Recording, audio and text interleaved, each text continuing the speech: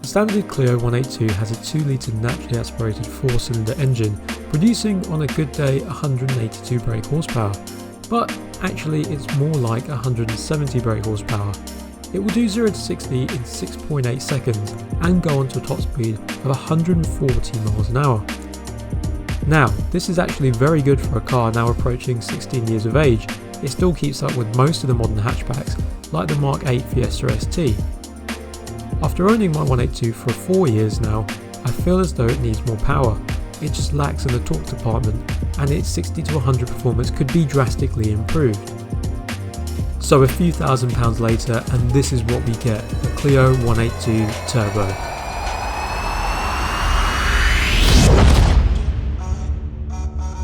It will do 0 to 60 in 5.8 seconds, and in no time at all it will get to its top speed of 140 miles an hour. This car is now running 250 brake horsepower, which means it now has an improved power to weight ratio, taking it from 167 brake horsepower per tonne to now 230 brake horsepower per tonne, which is more than a 2015 Audi RS3 or even a Rolls-Royce Ghost, which is absolutely insane. So this is it then, the turbocharged Clio 182, and oh my god, you notice the difference absolutely immediately. This car is just so much quicker than the factory car, it just almost beggars belief. I've driven a Megane before, an RS280, you can check out the review on my channel. This feels quicker than that. And now just a quick reminder, this is running 250 horsepower, it weighs 1 tonne, so you could say that its power to weight ratio is 250 horsepower per tonne. The standard Clio 182 is 167 horsepower per tonne, and that's just if it's actually running 182 brake horsepower, which we know they don't really do that. So it's fair to say this thing is absolutely mega, but the question that people want to know is, how does it really impact the characteristic of the car? Does it take a lot away from it?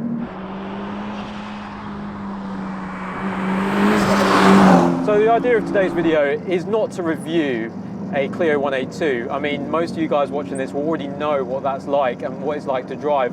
In my opinion, one of the best hot hatches that you can buy, especially for the money. So the thing you guys all want to know about is how the turbos affected the drive.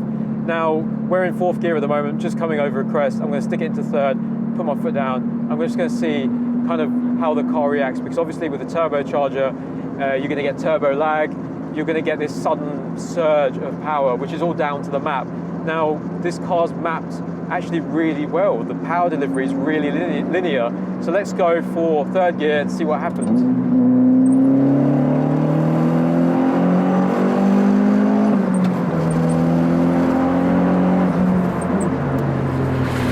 I wasn't even driving it to its full potential. That was merely half throttle, starting in 3rd gear from a low speed.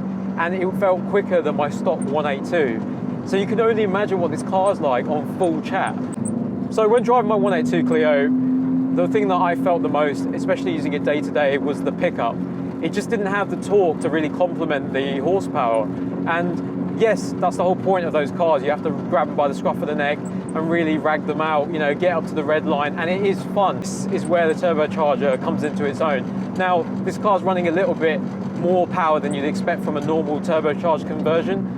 It's running 250 horsepower, whereas most of the time you get around 230 with a low boost conversion. Now, I think 230 is a substantial upgrade over the 182 offered anyway, and you will notice a difference. Anything over 10% you will always notice in a car. So you'll notice with the other parts of this car, it's more track orientated. We've got this roll cage, we've got this lovely steering wheel, we've got this bucket seats with the harness, and we're also running Bilstein B14 suspension, which has really improved the ride, I think. It's not necessarily more comfortable, it just feels a lot more planted, a lot more confidence inspiring when you go into the corners. And I do like the firm ride. I've gotten used to it now because I'm just running cup suspension with the Cook Sport springs in my car, and this doesn't feel too far off, to be honest, so it's not actually that bad. When it comes to the turbo conversion, there are a few options. Fitting it yourself or getting the conversion done for you. Fortunately, the go-to company for these conversions is Engine Dynamics. They offer a DIY kit for £2,538 or a fitted kit for £3,379. I suggest looking at the website for more information. Of course, there are multiple garages out there who can do this conversion also, but this is just to give you an idea. It is important to factor in a few other upgrades when turbocharging your Clio Sport. The gearbox for starters is a weak point on the car and may fail due to increased load. The brakes are good, but uprated pads is highly recommended. Tyres play a key role in putting all the added power down, so make sure you go with some premium quality rubber. I would not be overly concerned with fitting an LSD at this stage, as without one the car still remains balanced through the corners. Now, one offset of this car that I would say is the fuel consumption. Yes, you've spent £4,000 on your turbo conversion. What's a little bit more money on fuel every now and then? But if you want to drive this car the way it wants to be driven, yeah, you're going to be spending a lot more money in fuel than a standard 182. And that is a big gripe with this and a big consideration. Yeah, sure, if you want to use this car on weekends and stuff, that is completely fine. It still uses less fuel than a supercar. But if you want to drive it with a bit more enthusiasm, that's where you're going to be spending a lot of money on fuel. So that's something to consider. Now, Charles was telling me that this car does about 9 miles per gallon if you're really gunning it. Now, today we've reset the trip meter. So if we take a look at that, we're actually doing 28, which I don't think is right because the way the needle's going down seems a lot more than 28 miles per gallon. But you've got to understand a few other things. We are doing a mixture of driving today. We're not doing it flat out. If you were going to be doing flat out, trying to impress your mates, yeah, you can expect under 10 miles per gallon in this, and you can expect the fuel needle is just going to drop to red line as quick as you can hit red line.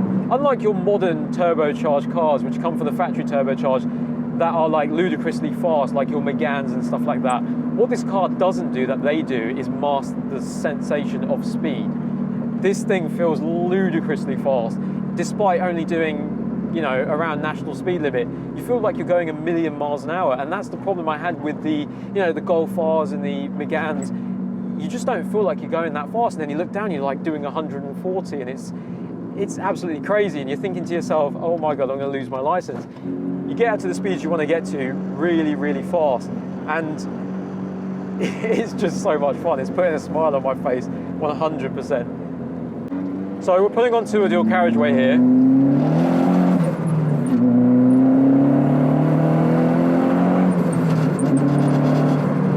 And already we're up to speed.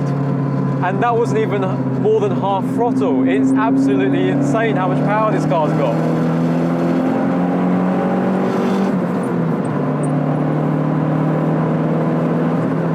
We've still got 2,000 RPM left in the rev range. It just sounds absolutely phenomenal. You can hear the PMS shifter rattling away there. But it is just absolutely phenomenal how much power this car gives you. It's way too fast for these kind of roads. It's definitely more at home on track. I can definitely see that a B-road blaster, the standard Clio 182, is fast enough, absolutely fast enough. But where the Clio 182 lacks is on the A roads, where this makes up for it massively. Just a little bit more torque, just a little bit more power. Well, in this case, you're almost 80 horsepower more than the standard Clio 182, which is absolutely phenomenal when you experience it. But again, as I said, it doesn't mask the speed, so you feel like you're going 1,000,000 miles an hour, which is very important because for me, it's all about driving experience. And you can spend £200,000 on the car, but one thing I love about these Clios, it feels the same. You're driving a Ferrari, you're driving a Porsche. I've driven them, I'm driving this, it's still putting just as big a smile on my face. Yeah, you don't get to show off, you know, you don't get people looking at you on the street. You probably get people swearing at you in this because it's so bloody loud. But with the enjoyment factor, I would happily look at this in my garage and think, wow, can't wait to take that out on the weekend. So to conclude, the 182 is a hard to beat car as it stands.